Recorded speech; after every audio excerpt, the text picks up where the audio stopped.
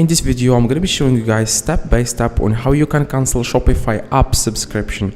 Now, a lot of YouTubers, a lot of people on YouTube, they say that you have to delete the app from your Shopify store and then the app will stop charging you, which is not true because I have removed an app and the app still charges me. And until I did this, a lot of my friends, like the same thing happened to them. They deleted the app, but the app still charges them. Now, how you can fix this problem? It's actually easy. So I just opened this Shopify store to test this.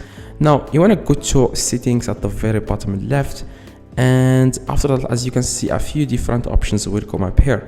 Now you want to click on apps and sales channels, and here you will find the list of apps. Okay, now you want to select the app that you are currently paying for.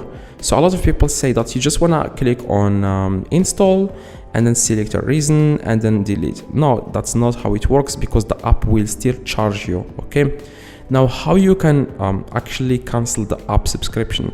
You want to click on the app. Okay, you want to click on it. Okay, and here you want to find something that says here cancel subscription or anything like that. You want to search for it here. Okay, you might find it in the top here or here, anywhere here. Now if you don't find anything, you want to click on get support, and you want to contact the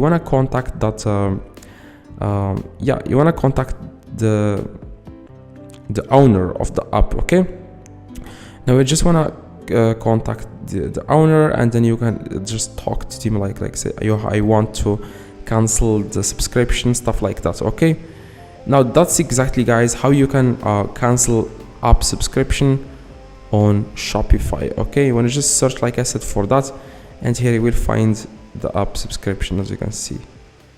So I hope, guys, this video helped you. If it does, leave a like, subscribe, let me know.